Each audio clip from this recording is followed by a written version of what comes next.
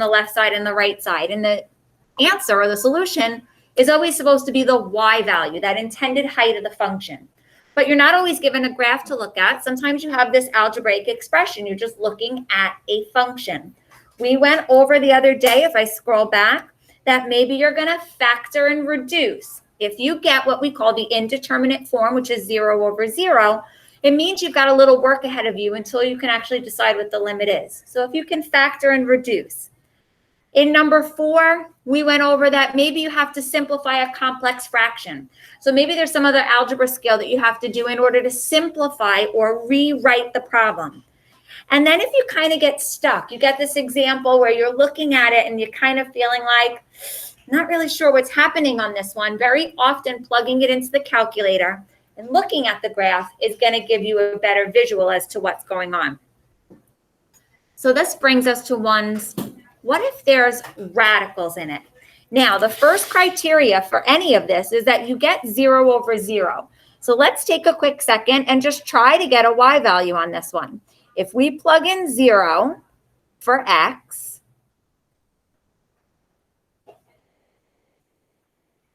the square root of 3 plus 0, well, that's just the square root of 3. Oops. Trying not to use my winter glove. We'll see if I'm able to do it. Radical 3 minus radical 3 is 0. So this does give us the indeterminate form. But there's nothing to factor. There's no MAM, DOPS, GCF. So what can we do? Well, if you look at the title here, it says rationalize by multiplying by the conjugate. To multiply by a conjugate is the same radical expression, just changing the sign you have in between the two terms. So if I rewrite the problem just so that we have the original problem, because that wasn't enough,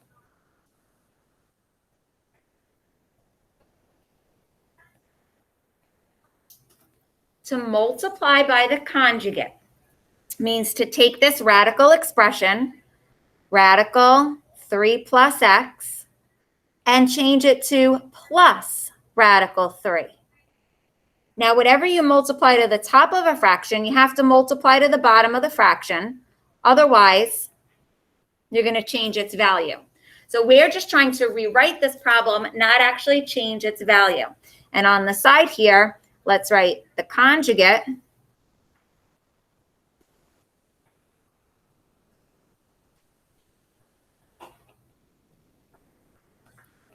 changes the sign between the terms.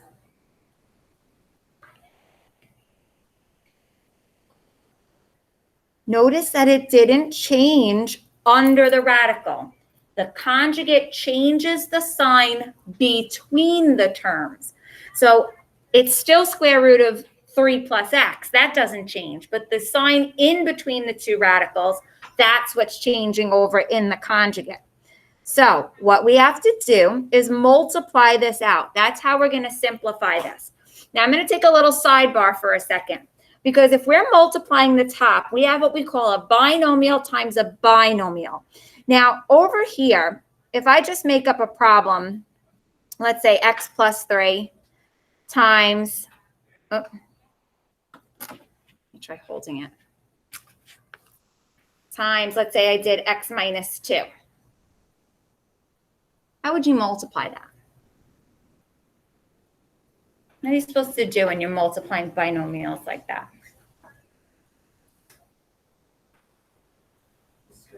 Yeah, you got to distribute. X times x is x squared. Then you've got the outside. Then you have to do the inside. And then the last. Some of you might have learned it as FOIL or mooning, depending upon who you had for Algebra 1. FOIL is first, outside, inside, last. Or the fact that it looks like a moon when you draw all those arcs in there. But bottom line is that's how you multiply binomials. When you combine the like terms in the middle, that gives you your final answer. The reason why we're choosing a conjugate, though, is because when I do that outside inside, take a look over here. On the outside, the square root of 3 plus x multiplies to the positive rad 3, and then it multiplies to a negative rad 3, which is actually just going to cancel out always. That's really why that's the choice to multiply by, so that the outside and inside will always cancel out. So let's make a note of that. With conjugates,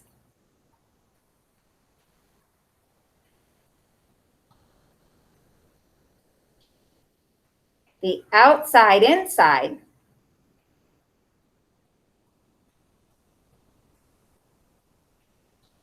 always cancels.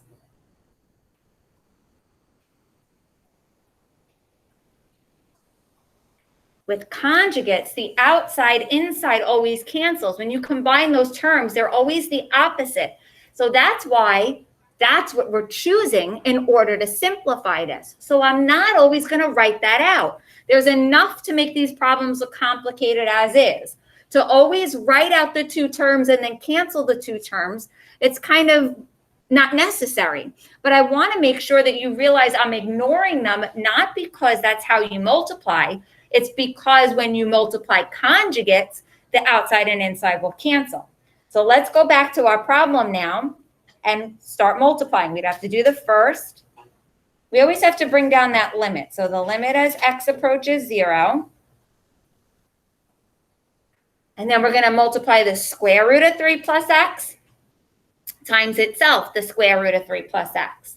When you multiply a square root by itself, that square root symbol just magically disappears. And now I'm not going to write when I do the outside and when I distribute the inside, because those are going to cancel. So I'm just going to know that they're going to cancel, and I'm going to jump right to the last. Negative rad 3 times positive rad 3 gives me a negative 3.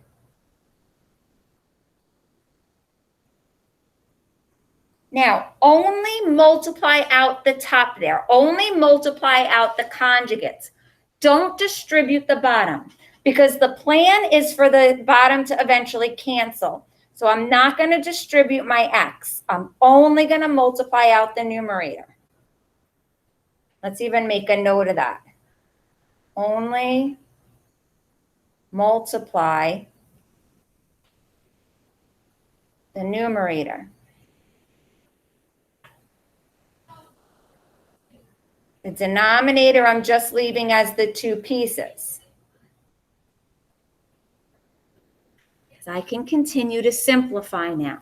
Look what I have. Like terms, a positive 3 and a negative 3. Well, they cancel each other out. Positive 3, negative 3. And then I have an x on the top and an x on the bottom. Well, canceling top to bottom, they cancel each other out as well. And since I've kind of wiped out the entire numerator now, I need a placeholder of 1 in here. Can't leave nothing in the numerator. You need a placeholder if it all wipes out. How are we doing so far? The ultimate objective of a limit is to get the y value. We're trying to see the intended height of the function. And now that we've rewritten this, I want to plug in 0 again to see if I get a y value. I won't. So we've got 1 over, and then we've got the square root of 3 plus, we're going to plug in 0 for x, and then square root of 3. Well, guess what? I don't have 0 over 0 anymore. I have 1 over square root of 3 plus square root of 3. To add radicals, I'm only allowed to combine like radicals. Well, these are like radicals. The coefficient in front of them is 1. This is like 1 radical 3 plus another 1 radical 3. So my final answer is 1 over 2 square root of 3.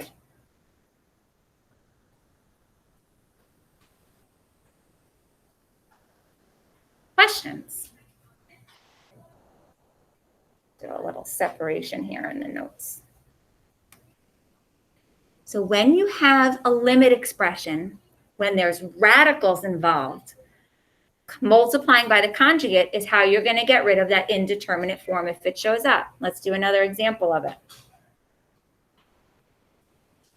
All right, this one gives me the limit as x approaches 24 of the square root of x plus 1 minus 5. Well, first thing I'm going to hope for is that I could just plug in 24 and be done with it.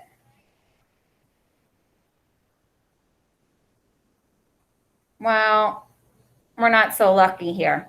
Square root of 24 plus 1 becomes the square root of 25 minus 5. No, this is 0 over 0. Indeterminate form. I've got to do something. Let's rewrite the problem so that we have room to multiply by its conjugate.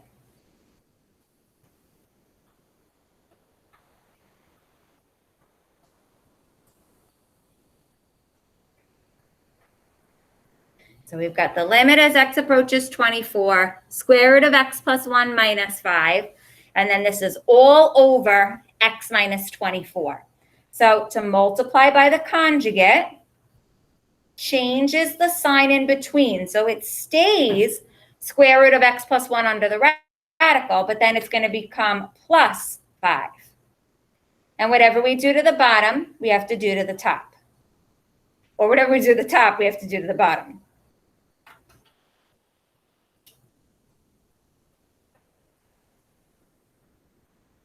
Rewrite the limit part so that you're not losing that the question is really a limit. And now we're going to multiply this out. We're technically foiling. We got to do first, square root of x plus 1 times itself is just going to be the x plus 1. And then I'm going to ignore the outside multiplies to the positive 5. The inside multiplies to the negative.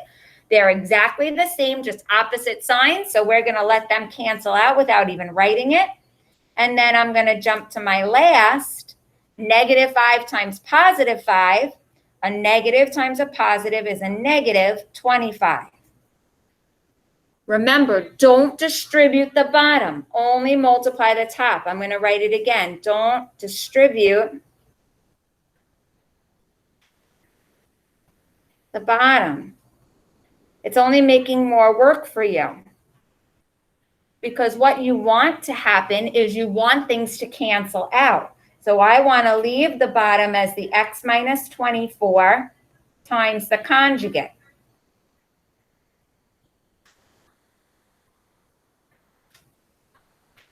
I still have like terms in the top. So I've got positive 1 minus 25.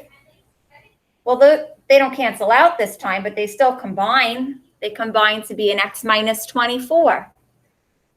Well, hey, look at that. X minus 24, that's what I want to cancel. X minus 24 now is in the top and the bottom. Those cancel out. Kind of wipes out the whole numerator, so I need a placeholder of 1 up there. Never the entire top cancels out. You have to put the placeholder of 1. So my ultimate goal when I'm evaluating the limit is always going to be find the y value. I've now rewritten this function. I already see that the numerator is 1, so I definitely don't have 0 over 0.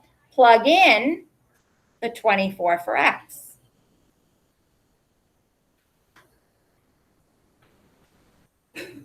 So we've got 1 over square root of 24 plus 1, square root of 25, which is just a 5, 5 plus 5, and we have a 1/10 here. Questions? Now, since this lesson we had to finish, since we didn't finish the other day, what I would like to do is jump ahead in your packet to lesson 5 and go to the back of lesson 5.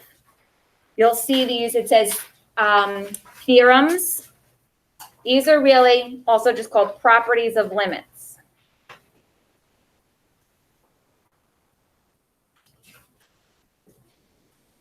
Theorems are properties of limits.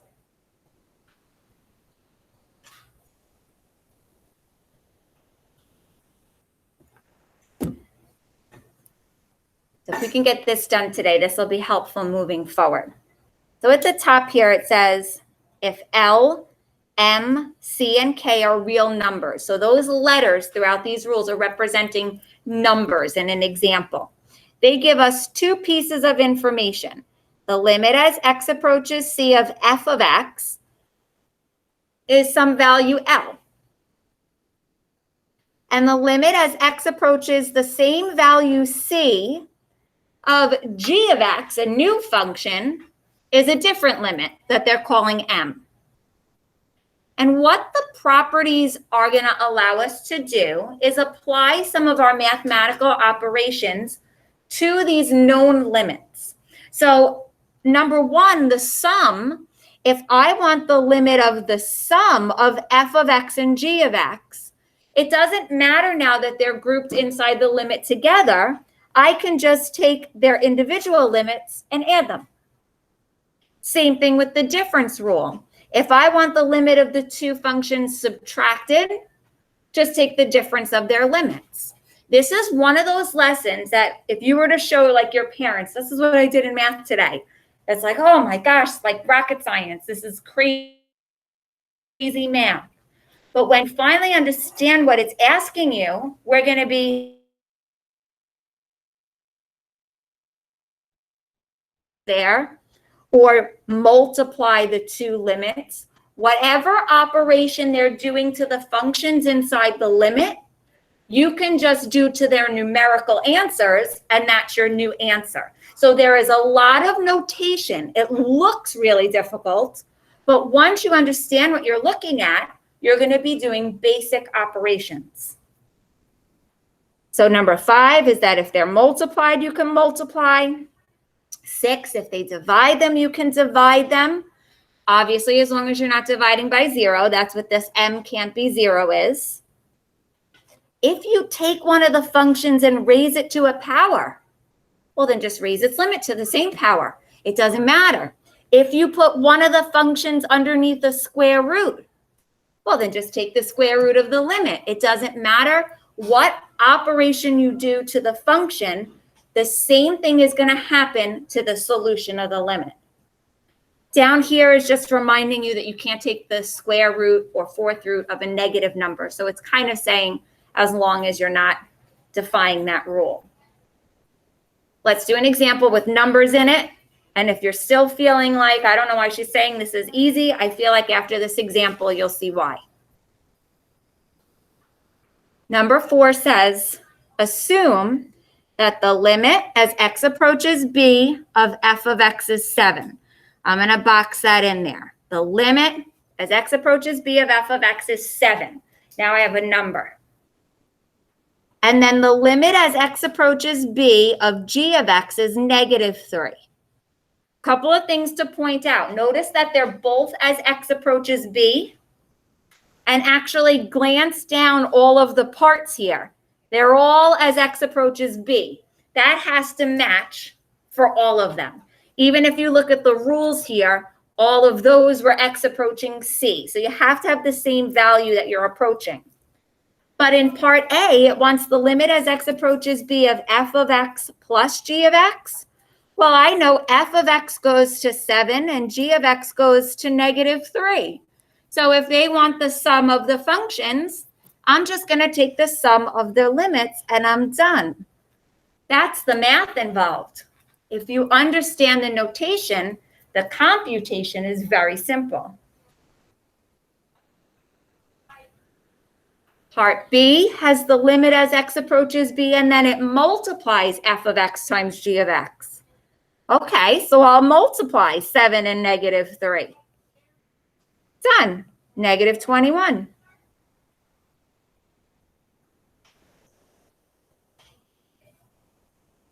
Part C says the limit as x approaches b, it's going to multiply g of x by 4. 4 is a constant. Well, g of x, that one was which one? The -3. So 4 times -3, we get -12. Whatever they do to the functions, you do to their limits. The last one is dividing. So we've got 7 divided by -3. I want to take a quick second and talk about negative fractions. Technically, this answer was 7 divided by -3. If this was multiple choice, there would be more than one student that was having trouble finding the answer because the negative sign doesn't really have to stay in the denominator. 7 over -3 is the same thing as -7/3, where they put the negative just sort of in front in line with the fraction bar. It's actually the same thing if they decide to attach the negative to the 7. One negative sign makes a fraction negative. These are all equivalent. It's not really about which one is negative. It's the whole thing. If there's one negative, it's negative. Because what's not equivalent is if that they were both negative, then two negatives actually would become a positive. So the deal is if it's a negative fraction, there'll only be one negative sign, but it really doesn't matter where it shows up.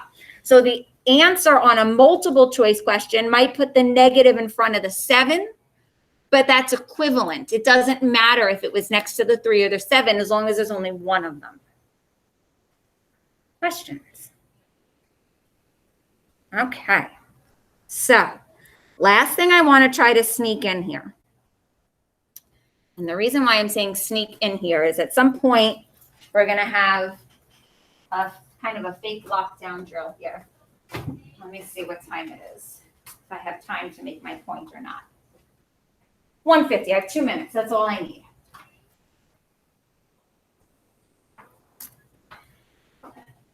If we flip back to lesson 2, sorry, I'm making you flip around today.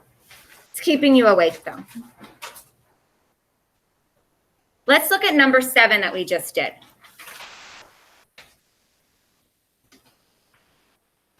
I would argue that this was a challenging one with all these radicals and distributing and like terms, and the answer is 1/2 rad 3. I want to show you how you could use your calculator to kind of make you feel confident with your answer. So take your calculators out if you have it. If you want to take out your Chromebook, you can. Or if you just want to watch it on the screen, that's fine. I'm showing off. I think I'm cool now. I know how to split screen the calculator, so figured I had to work it in. First, let's take a look at what is this equal to. When we say 1 divided by 2 square root of 3, I want to know what that decimal is. About.